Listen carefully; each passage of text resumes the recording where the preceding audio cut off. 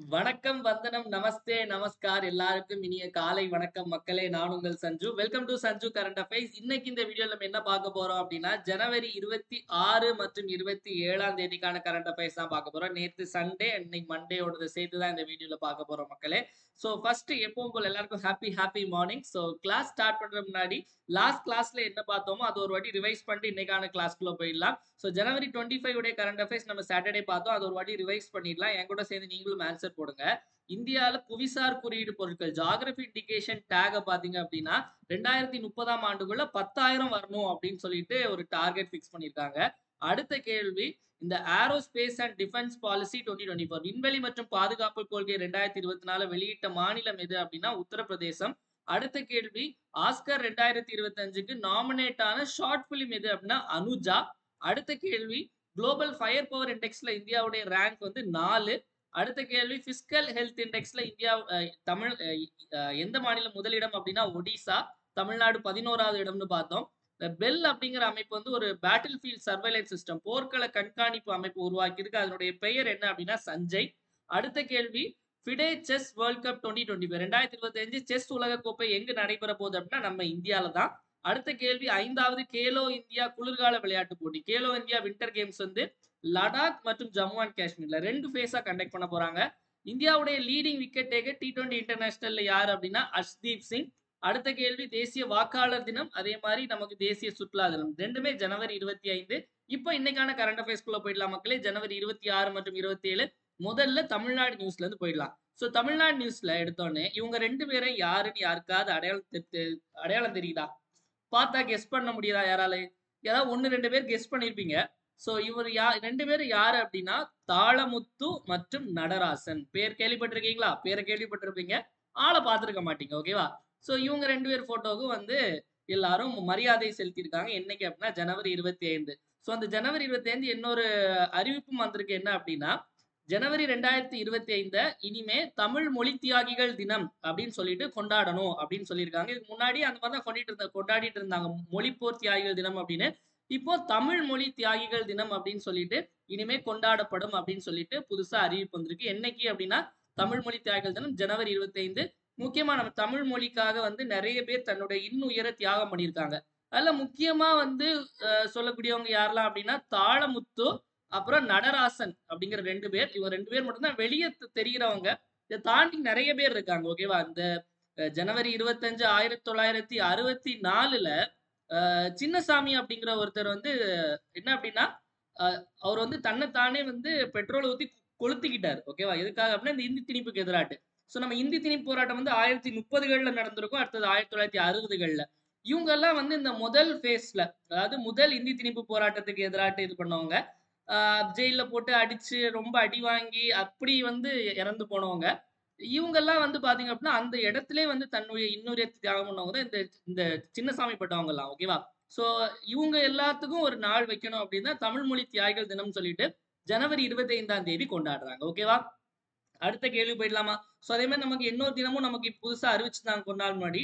June 3 நம்மளுடைய முன்னாள் முதல்வர் கலைஞர் கருணாநிதி பிறந்த தினம் வந்து செம்மொழி நாள் விழா அப்படின்னு சொல்லிட்டு கொண்டாடுவாங்க அப்படின்னு சொன்னாங்க. ஓகேவா? சோ அதையும் ஞாபகம் வச்சுக்கோங்க. செம்மொழி தமிழ் விழா அப்படின்னு சொல்லிட்டு எல்லா இடத்துலயும் கொண்டாடப்படும் அப்படின்னு. அடுத்த கேள்வி போயிடலாம் மக்களே. நெக்ஸ்ட் வந்து தேசிய செய்திகள். தேசிய செய்திகள்ல வந்து ஒரு மாநிலத்துல ஒரு சிறப்பான சம்பவம் பண்ணியிருக்காங்க. என்ன சம்பவம் அப்படிங்கிறத பார்த்துடலாம் மக்களே. சோ இவர் வந்து யாருன்னு நம்ம பார்த்திருப்போம். நம்ம கரண்ட் அஃபேர்ஸ் வீடியோ கண்டினியூஸா பார்த்திருக்கவங்களுக்கு தெரியும். இவர் வந்து அதாவது மத்திய பிரதேசத்தினுடைய மாநில முதல்வர் இருக்கக்கூடிய மோகன் யாதவ். ஓகேவா? மோகன், மைக் மோகன் தெரியும். இவர் வந்து மோகன் யாதவ், மத்திய பிரதேஷ் மோகன். ஓகேவா? சோ இந்த இந்த மத்திய பிரதேஷ் மாநிலத்துல என்ன புதுசா ஒரு ஒரு ஒரு விதிமுறை கொண்டு வந்திருக்காங்க அப்படின்னா ஒரு 17 மத நகரங்கள், மத தலங்கள், இந்த புனித தலங்கள் இருக்கும்ல, புனித தலங்கள்ல வந்து மது விற்பனைக்கு தடை. Which state has banned liquor sales in 17 religious towns? எந்த மாநிலம் 17 மத நகரங்களில் மத நகரங்கள் இல்ல புனித தலங்கள்னு கூட எடுத்துக்கலாம். ஓகேவா? புனித தலங்கள்ல மது விற்பனைக்கு தடை செய்யப்பட்டுள்ளது அப்படின்னா எந்த மாநிலம்னா மத்திய பிரதேசத்துல. இப்ப மத்திய பிரதேசத்துல பாத்தீங்க அப்படின்னா இந்த நிறைய கோயில், இந்த உஜ்ஜைனா இருக்கட்டும், அதே மாதிரி இந்த ஓம்கரேஸ்வர், அந்த மகேஸ்வர், இந்த மாதிரி நிறைய இருக்கும். ஓகேவா? நிறைய டெம்பிள்ஸ் எல்லாம் இருக்கும். சோ அந்த டெம்பிளை சுத்தி இருக்கக்கூடிய இடங்கள்ல வந்து இந்த மது விற்பனைக்கு தடை. இப்ப சும்மா எக்ஸாம்பிளுக்கு எடுத்துக்கோங்களேன். இப்ப எக்ஸாம்பிள்ல தமிழ்நாட்டுல ஒரு வேளாங்கண்ணி, ஒரு நாகூர், ஒரு பழனி இந்த மாதிரிப்பட்ட இடங்கள்ல எல்லாம் மது விற்பனைக்கு தடை பண்ணா எப்படி இருக்கும்? அந்த மாதிரி அங்க தடை பண்ணியிருக்காங்க. ஆனா இது ஃபுல்லாவே வந்து ஹிந்து டெம்பிள்ஸ் பக்கத்துல இருக்கக்கூடிய இடத்துல, ஓகேவா? சோ ஏதோ ஒண்ணு, ஏதோ அதாவது ஒரு மதத்தின் அடிப்படையில ஒரு நல்லது பண்ணாங்கன்னா சரி, ஓகேவா? சோ மது விற்பனைக்கு தடை. இதே மாதிரி வந்து வேற வேற மாநிலங்கள்ல நிறைய விஷயங்கள் இருக்கு மக்களே. இப்ப சில மாநிலங்கள்ல எல்லாம் வந்து அங்க மது விற்பனைக்கு முழுசா தடை விதித்த மாநிலங்கள்லாம் இருக்காங்க. சோ அது என்னெல்லாம் அப்படின்னா பீகார் மாநிலத்துல மதுவே கிடைக்காது. அதாவது மதுவிற்கு அபிஷியலா தடை, மது விற்பனை செய்ய தடை. பீகார், குஜராத், அதே மாதிரி வந்து மிசோரம், அதே மாதிரி நாகாலாந்து, அதே மாதிரி நம்ம வந்து இந்த யூனியன் பிரதேசங்கள் எடுத்துட்டீங்க அப்படின்னா இந்த லட்சத்தீவு இங்கேயும் இந்த 5 இடங்கள்ல பாத்தீங்க அப்படின்னா நம்ம இந்தியால மது விற்பனைக்கு முழுதாக தடை விதிக்கப்பட்டிருக்கு. ஓகேவா? அந்தந்த மாநிலங்கள் வந்து நினைச்சா இந்த முடிவை எடுக்கலாம். நம்ம மாநிலத்துல அதை பண்ணல. ஓகேவா? சோ மத்திய பிரதேசத்துல இப்போதைக்கு 17 இடத்துல பண்ணிருக்காங்க அப்படிங்கறத ஞாபகத்துல வச்சுக்கோங்க. அடுத்த கேள்வி போயிடலாமா? சோ நெக்ஸ்ட் பாத்தீங்க அப்படின்னா, அதாவது ஏதாவது நம்ம இந்தியால ஒண்ணு பெருசா கெட்டுறாங்க அப்படின்னா அதை கெட்டுறது வந்து 2 பேரா இருக்கும். ஒண்ணு அம்பானி இல்ல அதானி. ஓகேவா? இப்ப அம்பானி ஒண்ணு புதுசா கட்டியிருக்காரு. அதை தான் நம்ம நியூஸ்ல பார்க்க போறோம். என்ன அப்படின்னா, where will the world's largest data center be built? ஓகேவா? உலகின் மிகப்பெரிய தரவு மையம் எங்கு அமைய உள்ளது அப்படின்னா ஜாம் நகர் அப்படிங்கிற இடம். இந்த ஜாம் நகர் அப்படிங்கிறது எங்க இருக்கு அப்படின்னா குஜராத்ல இருக்கு. ஓகேவா? சோ அப்படியே லிங்க் பண்ணிக்கலாம் நம்ம. குஜராத், ஜாம் நகர், அம்பானி லிங்க் பண்ணிருப்பீங்கன்னு நினைக்கிறேன். ஓகேவா? இந்த ஜாம் நகர் வந்து இவங்களுக்கு எழுதி கொடுத்துட்டாங்களா என்னன்னு தெரியல. கொஞ்ச நாள் முன்னாடி அதாவது உலகின் மிகப்பெரிய world's largest animal rescue centre, விலங்கு மீட்பு மையம் அப்படின்னு சொல்லிட்டு ஒரு பெரிய ஜூ மாதிரி. ஓகேவா? சோ அனிமல் ரெஸ்கியூ அதாவது ஒரு மிகப்பெரிய ஒரு விலங்கு மீட்பு மையம் அப்படிங்கிறது எங்க ஆரம்பிச்சாங்க அப்படின்னா அதே ஜாம் நகர்ல தான். ஓகேவா? ஜாம் நகர்ல தான் ஆரம்பிச்சாங்க. இந்த வந்தாரா அப்படின்னு ஒண்ணு பார்த்தோம், ஞாபகம் இருக்கும்னு நினைக்கிறேன். வந்தாரா அப்படின்னு ஒரு இடம், அதுவும் ஜாம் நகர்ல தான் இருக்கு. இப்ப என்ன, ஜாம் நகர்ல ஒரு பெரிய டேட்டா சென்டர் ஆரம்பிக்க போறோம்னு சொல்றாங்க. சோ ஜாம் நகரை வந்து கவர்மெண்ட் வந்து அம்பானிக்கு வித்துட்டாங்களா அப்படின்னு தெரியல. சோ ஜாம் நகர்ல இது அமைய போகுது. யார் கெட்ட போறாங்க அப்படின்னா ரிலையன்ஸ் கெட்ட போறாங்க அப்படிங்கறத ஞாபகம் வச்சுக்கோங்க. ஓகேவா? ரிலையன்ஸ் வந்து ஒரு செயற்கை நுண்ணறிவு அமைப்பையும் ஒண்ணு உருவாக்குனாங்க, நம்ம எல்லாருக்கும் தெரியும். ஞாபகப்படுத்திக்கிறேன், ஹனுமான். அப்ப ஹனுமான் அப்படிங்கிற ஆர்டிபிஷியல் இன்டெலிஜென்ஸை யார் உருவாக்குனாங்க அப்படின்னா ரிலையன்ஸ் அப்படிங்கிற அமைப்பு தான் உருவாக்குனாங்க அப்படிங்கறத ஞாபகத்துல வச்சுக்கோங்க. ஓகேவா? அடுத்த கேள்வி போயிடலாம். நெக்ஸ்ட் வந்து நம்ம நிறைய புக் ஃபேர் போயிருப்போம். அவங்கவுங்க ஊர்ல அவங்கவுங்க புக் ஃபேர் போயிருப்பீங்க. இப்போ சென்னையில வந்து ஒரு மாசம் நல்லா நடக்கும். எங்க அப்படின்னா சென்னை புக் ஃபேர், இந்த ஒய்எம்சிஏ நந்தனத்துல போட்டிருப்பாங்க. ஸோ புக் ஃபேர் அப்படிங்கிறது இந்தியாவில் வந்து பழமையான புக் ஃபேர் ஒன்று இருக்கு. பழமையான அப்படின்னு சொல்லும்போது இந்தியாவில் இந்த புக் ஃபேர் அப்படிங்கிற இந்த புத்தக கண்காட்சி அப்படிங்கிற ஒரு கான்செப்ட் முதல்ல எப்போ வந்துச்சு அப்படின்னா 1918லயே. எப்போ? 1918லயே வந்துச்சு. அது எங்க நடைபெற்றது? Where was India's oldest book fair? Boi Mela. இப்பவும் கண்டக்ட் பண்ணிட்டு இருக்காங்க. இந்தியாவின் பழமையான புத்தக கண்காட்சி போய் மேளா எங்க நடைபெற்றது அப்படின்னா கல்கத்தால. 1918லயே ஆரம்பிச்சிட்டாங்க, இன்னுமே நடந்துட்டு இருக்கு அப்படிங்க ஞாபகம் வச்சுக்கோங்க. கல்கத்தான்னு சொன்னோன்னே கல்கத்தால நிறைய பழமையான விஷயங்கள், அதாவது முதல் விஷயங்கள்லாம் நிறைய ஆரம்பிச்சிருக்கு. இப்போ இந்தியாவுடைய முதல் மெட்ரோ, அதாவது முதல் மெட்ரோ ட்ரெயின் அப்படிங்கிறது எங்க ஆரம்பிக்கப்பட்டது அப்படின்னா நமக்கு 1984ல கல்கத்தால. அதே மாதிரி இப்போ அட்வான்ஸ்டா எடுத்துட்டீங்க அப்படின்னா இந்தியாவுல முதல் அண்டர் வாட்டர் மெட்ரோ, அதாவது நீருக்கடியில செல்லக்கூடிய மெட்ரோ ட்ரெயின் வந்து அதுவும் எங்க அப்படின்னா அதுவும் கல்கத்தால தான். ஓகேவா? இந்த மாதிரி கல்கத்தா வந்து நிறைய விஷயங்களுக்கு வந்து ஃபேமஸா இருக்கக்கூடியது. ஓகேவா? அடுத்த கேள்வி போயிடலாம் மக்களே. சோ இதை பார்த்தா என்ன தெரியுது? என்னவா இருக்கு? ஏதோ குளம் இருக்கு, ஏதோ வந்து பறவைகள்லாம் சுத்திட்டு இருக்கு. இது குளம் இல்ல, இது வந்து சதுப்பு நிலம். ஓகேவா? வெட்லேண்ட், ஈரநிலம் அல்லது சதுப்பு நிலம் அல்லது வெட்லேண்ட், என்ன வேணாலும் சொல்லலாம். ஓகேவா? என்ன அப்படின்னா ஒரு அங்கீகாரம். which Indian cities have joined the list of 31 wetland accredited cities in the world? உலகின் சதுப்பு நில அங்கீகாரம் பெற்ற 31 நகரங்கள் பட்டியலில் இணைந்த இந்திய நகரங்கள் எது? இந்த ஒரு பட்டியல் இருக்கு மக்களே, வெட்லேண்ட் அக்ரிடேட்டட் சிட்டிஸ், WCA அப்படின்னு சொல்லுவாங்க. ஓகேவா? அதாவது சதுப்பு நில அங்கீகாரம் பெற்ற நகரங்கள் அப்படிங்கிற பட்டியல். இதுல மொத்தம் எத்தனை நகரங்கள் இருக்கு அப்படின்னா 31. இந்த அங்கீகாரத்தை யார் கொடுப்பாங்க அப்படின்னா இந்த ராம்சார் கன்வென்ஷன் இருக்குல்ல, அதாவது ராம்சார் உடன்படிக்கைன்னு சொல்லுவோம். நமக்கு சதுப்பு நிலம்னு சொன்னாலே நமக்கு ஞாபகம் வர வேண்டியது என்ன அப்படின்னா இந்த ராம்சார் உடன்படிக்கை. முதல்ல ராம்சார் உடன்படிக்கை பற்றி லைட்டா நான் சொல்லிடுறேன், அதுக்கப்புறம் இந்த இந்த இந்த அங்கீகாரத்துக்கு வரேன். ராம்சார் உடன்படிக்கை அப்படிங்கிறது February 2, 1971ல கையெழுத்திடப்பட்ட ஒரு உடன்படிக்கை. சோ அதன்படி என்ன அப்படின்னா உலகத்துல இருக்கக்கூடிய முக்கியமான சதுப்பு நிலங்களை பாதுகாக்கணும். ஓகேவா? அதுதான் இதோட ஏம். ராம்சார் அப்படிங்கிறது வந்து ஈரான்ல உள்ள ஒரு நகரம். அதனாலதான் வந்து அந்த இடத்துல வச்சு கையெழுத்திட்டாங்க ராம்சார் உடன்படிக்கை அப்படின்னு சொல்றாங்க. அந்த உடன்படிக்கையினுடைய ஒரு பார்ட் தான் வந்து இந்த WCA அப்படி அழைக்கப்படக்கூடிய வெட்லேண்ட் அக்ரிடேட்டட் சிட்டிஸ் அப்படின்னு சொல்லுவாங்க. ஓகேவா? So WAC WCAல WAC wetland accredited, அதாவது உலக சதுப்பு நில அங்கீகாரம் பெற்ற நகரங்கள் ஒரு பட்டியல். ஸோ இந்த பட்டியல்ல வந்து முக்கியமானது மட்டும்தான் இணையும். இந்த பட்டியல் வந்து எதற்காக அப்படின்னா ஸ்பெஷலா வந்து நகர்ப்புறத்துல இருக்கக்கூடிய சதுப்பு நிலங்கள்ல முக்கியமானதை மட்டும் இது பண்ணுவாங்க. அப்படி இந்தியால இருந்து ஒரு 3 இதை நாமினேட் பண்ணாங்க. இந்தியால இருந்து இந்த 3 இதை எப்படியா சேர்த்துக்கோங்கன்னு இண்டோர், உதய்பூர், போபால் இந்த 3 இதை அனுப்பி வச்சாங்க. அவங்க போபால தூக்கிட்டாங்க. இப்ப இந்த இண்டோரும் உதய்பூரையும் சேர்த்துக்கிட்டாங்க. அப்ப எந்த நகரங்கள்லாம் வந்து இந்த பட்டியல்ல இணைந்திருக்கு அப்படின்னா மத்திய பிரதேசத்துல உள்ள இந்தூர் நகரமும் ராஜஸ்தான்ல இருக்கக்கூடிய உதய்பூர் நகரமும் இணைந்திருக்கு. அப்ப இண்டோர், உதய்பூர் அப்படிங்கிறத ஞாபகம் வச்சுக்கோங்க. இந்த பிப்ரவரி 2ஆம் தேதியை தான் நம்ம என்ன அப்படின்னு கொண்டாடுறோம் அப்படின்னா உலக சதுப்பு நில தினம், வேர்ல்டு வெட்லேண்ட் டே அப்படின்னு நம்ம எதை கொண்டாடுறோம் அப்படின்னா பிப்ரவரி 2ஆம் தேதி. ஏன் கொண்டாடுறோம் அப்படின்னா அன்னைக்குதான் இந்த ராம்சார் உடன்படிக்கை கையெழுத்திடப்பட்ட நாள். இந்தியால மொத்தம் எத்தனை ராம்சார் தலங்கள் இருக்கு அப்படின்னு கேட்டாங்க அப்படின்னா இன்னைக்கு தேதியில 85 ராம்சார் தலங்கள் இருக்கு. இந்தியால எந்த மாநிலத்துல அதிகமான ராம்சார் தலங்கள் இருக்கு அப்படின்னா நம்ம தமிழ்நாட்டுல தான் இருக்கு. ஓகேவா? தமிழ்நாட்டுல தான் இருக்கு அப்படிங்கறது நல்லா ஞாபகம் வச்சுக்கோங்க. ஓகேவா? அடுத்து போயிடலாமா?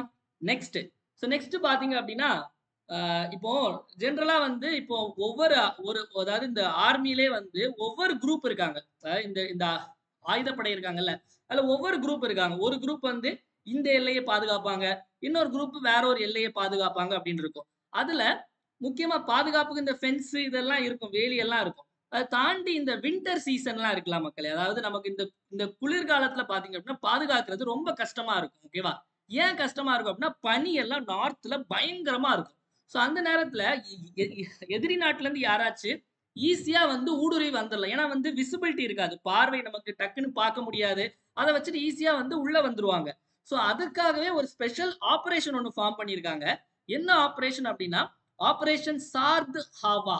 ஆபரேஷன் சார்த் ஹாவாவை தொடங்கிய அமைப்பு எது அப்படின்னா பிஎஸ்எஃப்னா பார்டர் செக்யூரிட்டி போர்ஸ் தான் நம்ம என்னன்னு சொல்லுவோம், பிஎஸ்எஃப் அப்படின்னு சொல்லுவோம். அப்படி தமிழ்ல எல்லை பாதுகாப்பு படை. நம்மளுடைய உண்மையான எல்லை சாமி அப்படிங்கிறது வந்து இவங்கதான், எல்லை பாதுகாப்பு படை.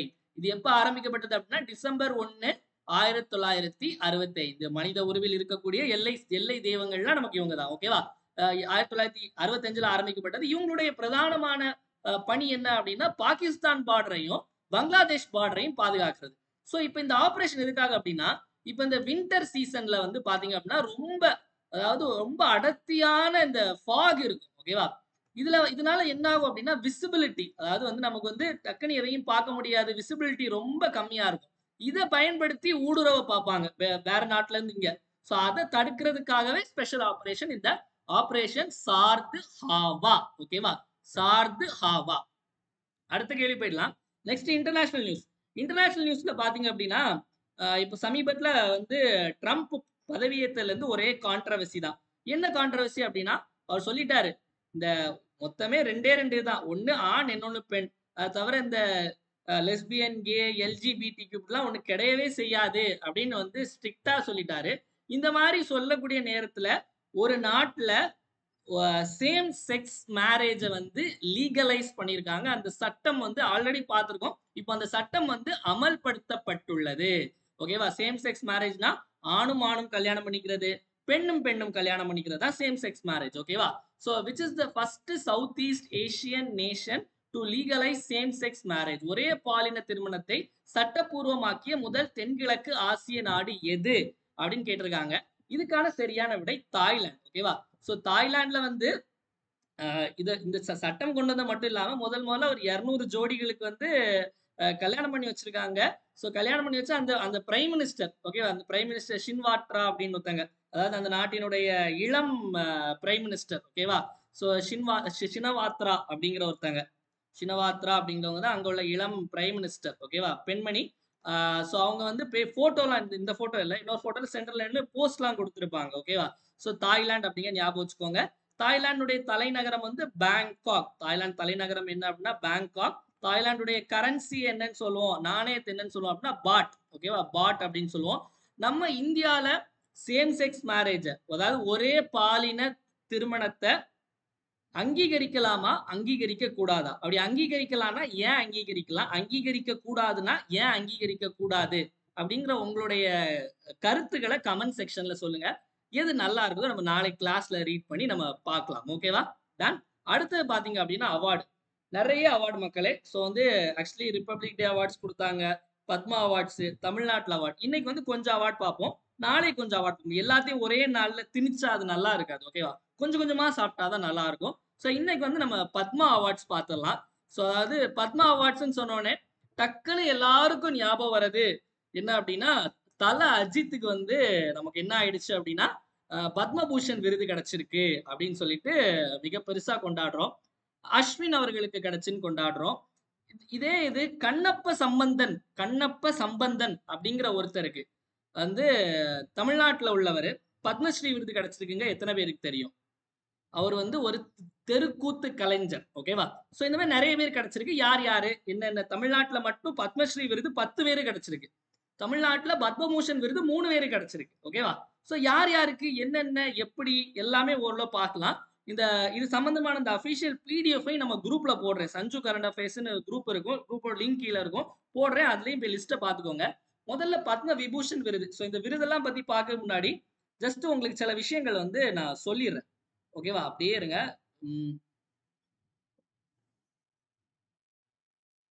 ஓகே, இப்போ முதல்ல இந்த பத்மா அவார்ட்ஸ்னு ஒண்ணு இருக்கு மக்களே.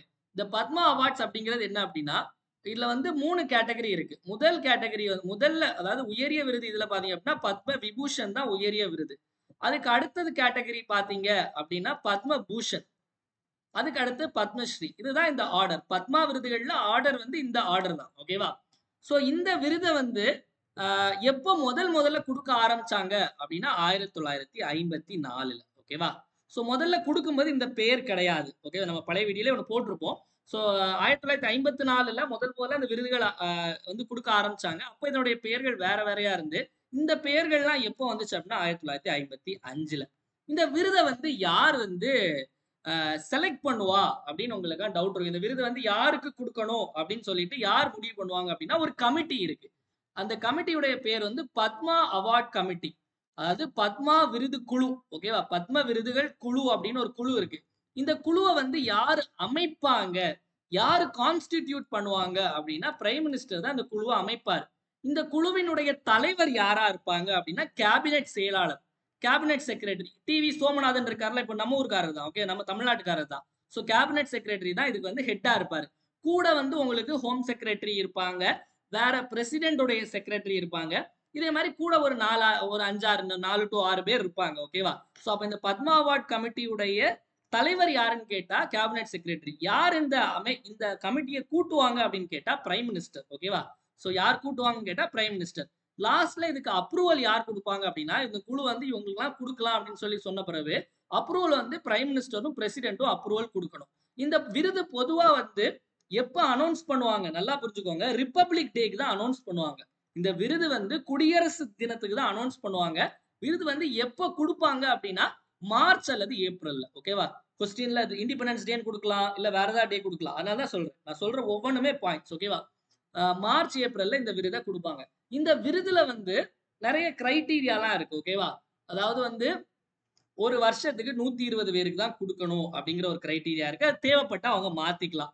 அதே மாதிரி இந்த விருதுக்கு வந்து ஏதாவது காசு பணம் ஏதாவது உண்டா? காசு பணம் எதுவுமே கிடையாது. ஒரு மெடலும் ஒரு சர்டிபிகேட்டும் மட்டும் தான் கொடுப்பாங்க இந்த விருதுல. ஓகேவா, இப்ப இந்த வருஷம் வந்து மொத்தம் எத்தனை விருதுகள் கொடுத்திருக்காங்க அப்படின்னு பாத்தீங்க அப்படின்னா 139 விருது. அதாவது இந்த 3ஐயும் சேர்த்து எத்தனை விருது அப்படின்னா 139 விருதுகள் கொடுத்திருக்காங்க மக்களே. சோ இதுல வந்து ஒவ்வொரு கேட்டகரி இருக்கு. ஓகேவா, பத்ம விபூஷன் எத்தனை பேருக்கு அப்படின்னா 7 பேருக்கு கொடுத்திருக்காங்க. பத்ம பூஷன் விருது எத்தனை பேர் கொடுத்திருக்காங்க அப்படின்னா நமக்கு 19 பேரு கொடுத்திருக்காங்க. அஜித்குமார் உட்பட, அஜித்குமார், பாலையா, சோபனா சந்திரசேகர் உட்பட 19 பேர் கொடுத்திருக்காங்க. பத்மஸ்ரீ விருது எத்தனை பேர் கொடுத்திருக்காங்க அப்படின்னா 113 பேர் கொடுத்திருக்காங்க. ஓகேவா, இந்த 19 பேர்ல 3 பேர் வந்து தமிழ்நாட்டை சேர்ந்தவங்க. இந்த 113 பேர்ல 10 பேர் வந்து தமிழ்நாட்டை சேர்ந்தவங்க. பத்ம விபூஷன் தமிழ்நாட்டில் உள்ள யாருக்கும் வழங்கப்படவில்லை. இந்த 139 பேர்ல பெண்கள் எத்தனை பேர் அப்படின்னா 23 பேர் பெண்கள் மக்களே. விமன் எத்தனை பேர்னா 23 பேர் பெண்கள். இதுல ஃபாரினர்ஸ் எத்தனை பேர் கொடுத்தாங்க அப்படின்னா 10 பேர் வந்து ஃபாரினர்ஸ். ஓகேவா? அதே மாதிரி இறந்ததுக்கு அப்புறம் எத்தனை பேர் கொடுத்திருக்காங்க அப்படின்னா போஸ்டமஸ் அப்படின்னு சொல்லுவாங்க. சோ எத்தனை பேர்னா 13 பேர் வந்து போஸ்டமஸா கொடுத்திருக்காங்க. அதாவது இறந்ததுக்கு அப்புறம். சார் இப்பதானே சார் சொன்னீங்க 120 தான் வரும், 120 தான் வரணும். ஆனா லிமிட் எப்படி அப்படின்னா இந்த 120ல இந்த ஃபாரினர்ஸையும் இதையும் நம்ம கழிச்சுக்கலாம். ஓகேவா? அப்போ 139ல 23 கழிச்சுட்டா எவ்வளவு வரும்? எவ்வளவு வரும்? கணக்கு போடுங்க. அப்படி இருந்தாலும் கணக்கு அடிக்குமோ? அப்படி இருந்தாலும் கணக்கு அடிக்க செய்யும். ஆனா 120 மாத்திக்கலாம்னு சொன்னேன்ல. அவங்க வந்து நச்சா மாத்திக்கலாம். ஓகேவா? சோ 123 பிளஸ் 16 அப்ப 116 வருமா? 116 வரும். 116 கரெக்டா தான் 120க்குள்ள வருது. சோ இந்த 120 வந்து இதையும் சேர்க்காம 120 வரணும். ஓகேவா? அதாவது ஃபாரின்ல உள்ளவங்களையும் இறந்தவங்களையும் சேர்க்காம 120க்குள்ள வரணும். இதுதான் ரூல்ஸ். வேணும்னா அவங்க மாத்திக்கலாம். ஓகேவா? இதெல்லாம் வந்து பத்மஸ்ரீ பத்ம விருதுகள் பத்தின பேசிக். ஓகேவா? இப்ப நம்ம யார் யாருக்கு இந்த விருதுகள் எல்லாம் போயிருக்கு அப்படிங்கறத கொஞ்சம் டீட்டெயிலா பார்க்கலாம். சோ பத்ம விபூஷன் விருது இதுல இந்த 4 பேருக்குமே கிடைச்சிருக்கு மக்களே. இந்த லிஸ்ட் வந்து நான் தனியா அந்த பிடிஎஃப் வந்து உங்களுக்கு நான் இதுல போடுறேன். இது நிறைய இருக்கும். அப்பப்ப ஏதாவது முக்கியமான திங்ஸ் மட்டும் நான் வந்து அங்கங்க நான் கிளாஸ்ல அங்கங்க முக்கியமான இது வந்து நான் ஆட் பண்ணி சொல்லிடுவேன். மொத்தமா பார்த்தா அது நல்லா இருக்காது. கேள்விகளும் வராது. இல்ல ஒசாமா சுசுகி அப்படிங்கிற ஜப்பான்காரரு. இந்த சுசுகி கம்பெனியுடைய ஒன் ஆஃப் த ஃபவுண்டர். ஓகேவா? சோ அடுத்தது பாத்தீங்க அப்படின்னா பத்மபூஷன் விருது. பத்மபூஷன் விருது நான் சொன்னேன் தமிழ்நாட்டுல இருந்து 3 பேர் கிடைச்சிருக்கு. இவங்க 4 பேருக்குமே கிடைச்சிருக்கு. ஸ்ரீஜேஷ் வந்து ஹாக்கி கேரளாக்காரர். ஓகேவா? அஜித் குமார் கிடைச்சிருக்கு. இவங்க 4 பேருமே கிடைச்சிருக்கு. நல்லி குப்புசாமி செட்டி இண்டஸ்ட்ரியலிஸ்ட். ஓகே நல்லி சில்க் இருக்குல்ல அதனுடைய ஃபவுண்டர். ஓகே ஃபவுண்டர் இல்ல அவங்க அந்த ஃபேமிலி. சோபனா சந்திரகுமார் வந்து நம்ம தமிழ்நாட்டை சேர்ந்தவங்க. சோ இவங்க 3 பேருக்கும் தமிழ்நாட்டுல இருந்து இவங்க 3 பேருக்கும் கிடைச்சிருக்கு. ஓகேவா? இது போக பாத்தீங்க அப்படின்னா பாலையா. சோ பாலையா நடிகர் பாலையா அதே மாதிரி வந்து இன்னும் நிறைய பேருக்கு கிடைச்சிருக்கு. அந்த லிஸ்ட் நான் போடுறேன் பாருங்க. அப்பப்போ நான் கிளாஸ்ல அதை அங்கங்க ஆட் பண்ணிடுவேன். சோ அப்போ உங்களுக்கு இவங்க இந்த துறையில வாங்கியிருக்காங்கன்னு அங்கங்க படிக்கும்போது ஞாபகம் இருக்கும். மொத்தமா நான் திணிச்சேன் அப்படின்னா நல்லா இருக்காது. ஓகேவா? சோ அதுக்கு அடுத்தது பாத்தீங்க அப்படின்னா பத்மஸ்ரீ விருது. இதுல நம்ம தமிழ்நாட்டுல ஒரு 10 பேர் வாங்கியிருக்காங்க. அந்த 10 பேரும் என்னென்ன பண்ணிருக்காங்க அப்படிங்கறத பார்த்துடலாம். ஓகேவா? சோ முதல்ல 10 பேருடைய பெயரையும் எழுதிடலாம். இதுல 7 பேர் இருக்காங்களா? அதுக்கு அடுத்தது வந்து புரிசை கண்ணப்ப சம்பந்தன். புரிசை கண்ணப்ப சம்பந்தன். ஓகேவா? 5. அதுக்கடுத்து ஆர்ஜி தாமோதரன் அப்படிங்கிற ஆர்ஜி சந்திரமோகன். ஆர்ஜி சந்திரமோகன் அப்படிங்கிறவரு. அதுக்கு அடுத்தது ராதாகிருஷ்ணன் தேவசேனாபதி. ராதாகிருஷ்ணன் தேவசேனாபதி. அதற்கு அடுத்தது பாத்தீங்க அப்படின்னா சீனி விஸ்வநாதன். சீனி விஸ்வநாதன். அதற்கு அடுத்தது வந்து பாத்தீங்க அப்படின்னா வேலு ஆசான். அதுக்கு அடுத்தது ரவிச்சந்திரன் அஸ்வின். ஏன் சார் அஸ்வின் பேரை கடைசி எழுதுறீங்க அப்படின்னா அஸ்வின் எல்லாருக்கும் தெரியும். மத்தவங்க எல்லாரையும் தெரியாதுல்ல. அதனால அவங்கள பத்தி கொஞ்சம் விலாவரியா இல்ல ஜஸ்ட் என்னென்ன பண்ணிட்டு இருக்காங்க அப்படின்னு சொல்றேன். குருவாயூர் துரை அப்படிங்கிறவர் வந்து மிருதங்க வித்துவான். ஓகேவா? அப்ப குருவாயூர் துரை அப்படிங்கிறவர் எந்த மியூசிக்கல் இன்ஸ்ட்ருமெண்டோடு தொடர்புடையர் அப்படின்னா மிருதங்கம். அதுக்கடுத்து தாமோதரன் யாரு அப்படின்னா செஃப் தாமோ இருக்காருல குக் வித் கோமாளி. சோ அதுல வரக்கூடிய செஃப் தாமோ. ஓகேவா? லக்ஷ்மிபதி ராமசுப்பையர் யாரு அப்படின்னு பாத்தீங்க அப்படின்னா தினமலர் நியூஸ் பேப்பர்ல ஒரு முக்கியமான ஒரு ஆளு. எம்டி ஸ்ரீனிவாஸ் அப்படிங்கிறவர் யார் அப்படின்னா ஒரு ப்ரொஃபசர். எம்டி ஸ்ரீனிவாஸ் வந்து ஒரு ப்ரொஃபசர். ஓகே சயின்ஸ் அண்ட் டெக்ல அவர் கொடுத்திருக்காங்க. புரிசை கண்ணப்ப சம்பந்தன் வந்து தெருக்கூத்துல முக்கியமான ஆள். ஓகேவா? தெருக்கூத்துக்காக நிறைய பண்ணியிருக்காரு. புரிசை அப்படிங்கிறது அவருடைய ஊர். திருவண்ணாமலை மாவட்டத்தில் உள்ள ஒரு ஊரினுடைய பெயர் தான் புரிசை. ஆர்ஜி சந்திரமோகன் அப்படிங்கிறவர் இந்த ஹட்சனு ஆரோக்கியா இந்த மாதிரி நிறைய இடத்துல வேலை பார்த்த மேனேஜிங் டைரக்டரா இருக்கக்கூடியவர். ஓகேவா? அதுக்கடுத்து ராதாகிருஷ்ணன் தேவசேனாபதி பாத்தீங்க அப்படின்னா அது வந்து இவர் வந்து ஒரு சிலை வடிவமைப்பாளர் ஸ்கல்ப்சர் சிற்பி. ஓகேவா? இப்ப நமக்கு சமீபத்துல கூட இந்த G20 மாநாடுல அந்த நியூ டெல்லி பாரத மண்டபத்துல ஒரு மிகப்பெரிய உலகிலேயே மிகப்பெரிய நடராஜர் சிலை ஒண்ணு வடிவமைச்சு அங்க கொண்டு வச்சாங்க. அதை வடிவமைத்தது யார் அப்படின்னா தமிழ்நாட்டை சேர்ந்த ராதாகிருஷ்ணன் தேவசேனாபதி. சீனி விஸ்வநாதன் அப்படிங்கிறது வந்து ஒரு எழுத்தாளர் ரைட்டர். வேலு அப்படிங்கிறவர் வந்து பறை ஆசான். ஓகே பறை கலைஞர் வந்து வேலு. அஸ்வின் வந்து கிரிக்கெட்டர். இதெல்லாம் இவங்க என்னென்ன ப்ரொஃபஷன் உள்ளவங்க கொடுத்துருக்காங்க அப்படிங்கிறது தெரிஞ்சுக்கணும். அதுக்கப்புறம் வந்து பேர்லதான் அவங்களுக்கு தமிழ்நாடு இல்ல. மற்றபடி அவங்களும் நமக்கு அவங்களும் நம்ம ஊர் மாதிரிதான் பாண்டிச்சேரி. பாண்டிச்சேரியில இருந்து தட்சிணாமூர்த்தி. ஓகேவா? தட்சிணாமூர்த்தி தவில் இசை கலைஞர்.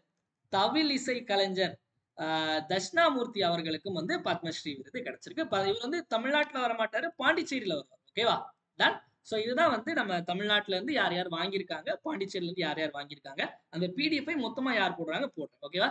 நெக்ஸ்ட் அப்பாயின்மெண்ட்ல பாத்தீங்க அப்படின்னா அயர்லாந்து நாட்டினுடைய பிரைம் மினிஸ்டர் பிரதமராக யார் தேர்ந்தெடுக்கப்பட்டிருக்காரு அப்படின்னா மைக்கேல் மார்டின். அயர்லாண்டுன்னு சொல்லும்போது அதனுடைய தலைநகரம் வந்து டப்ளின். அயர்லாந்துடைய தலைநகரம் என்ன அப்படின்னா டப்ளின் அப்படிங்கிறது அயர்லாந்துடைய தலைநகரம். ஸோ அங்க வந்து யூரோப் கண்ட்ரினால யூரோ தான் அங்க இது. ஓகேவா? ஸோ இது ஞாபகம் வச்சுக்கோங்க. Michael Martin.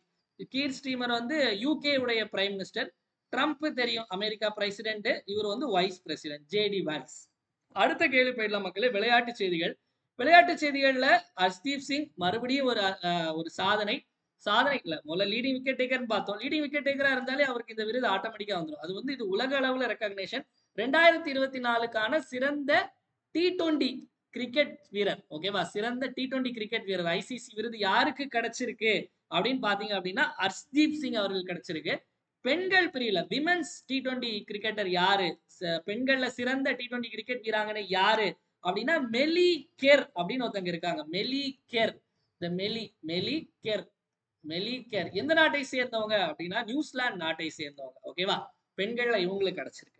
அடுத்த கேள்வி போயிடலாம். முக்கியமான தினங்கள். நேத்து இந்திய குடியரசு தினம். குடியரசு தினம் ஜனவரி 26, 1950 நம்ம கொண்டாடுறோம். ஏன் அப்படின்னா நம்மளுடைய இந்திய அரசியலமைப்பு அமல்படுத்தப்பட்ட நாள். ஓகேவா? Constitution of India came into effect or came into force என்னைக்கு அப்படின்னா ஜனவரி 26.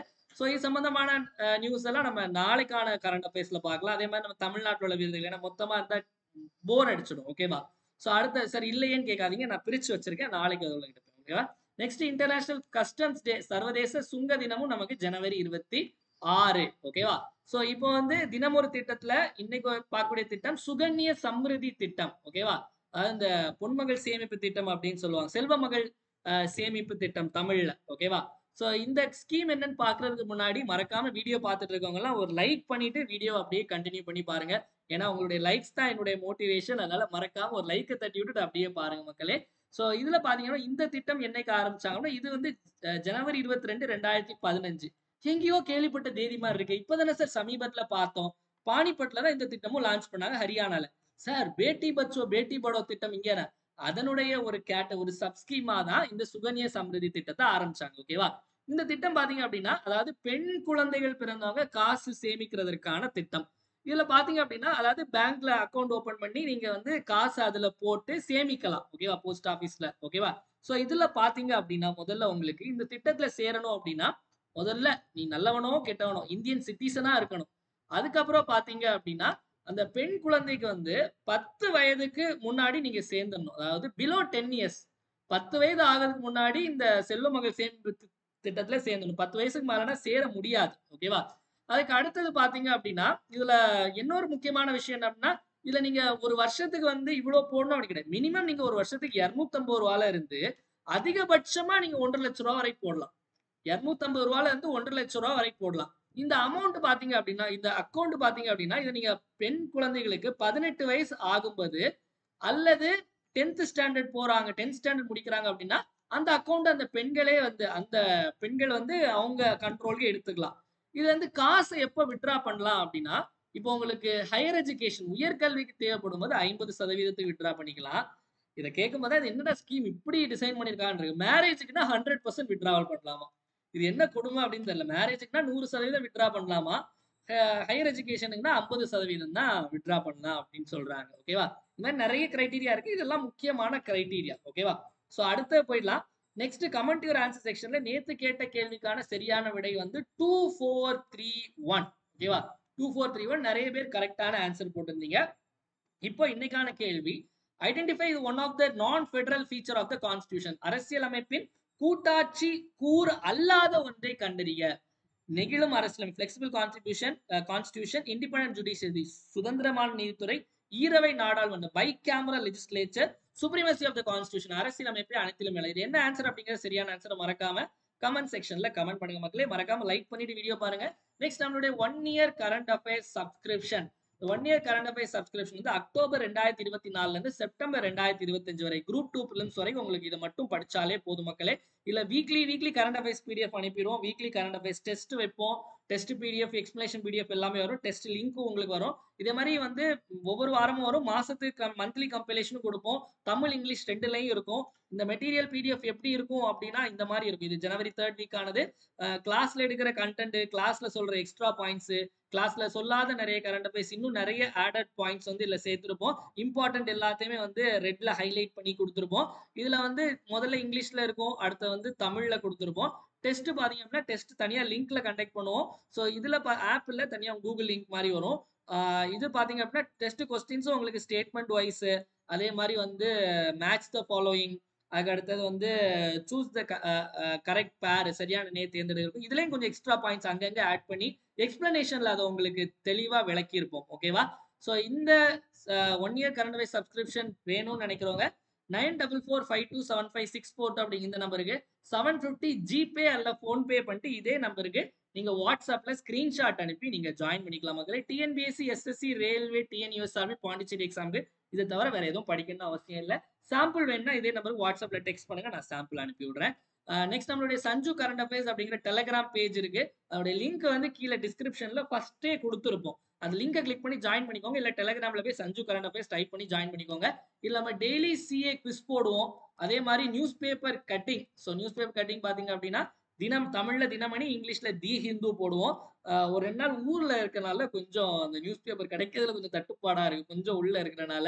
அதனால தான் போட முடியல. உங்களுக்கு நாளையில இருந்து உங்களுக்கு கரெக்டா நான் போட்டுருவேன். அதே மாதிரி ஏதாவது நோட்டிபிகேஷன், இம்பார்ட்டன்ட் அப்டேட்ஸ் எல்லாம் டப் டப் போட்டா மறக்காம ஃபாலோ பண்ணிக்கோங்க மக்களே. இவ்வளவு நேரம் நிறைய விஷயங்கள் பார்த்தோம். ஒரு டைம் எல்லாத்தையும் ரிப்பீட் பார்த்தலாம். என் கூட சேர்ந்து நீங்களும் ஆன்சர் போடுங்க. தமிழ் மொழி தியாகிகள் தினம் ஜனவரி 25. 17 மதத்தளங்கள்ல வந்து லிக்கர் சேல்ல பேன் பண்ணது வந்து மத்திய பிரதேசம்.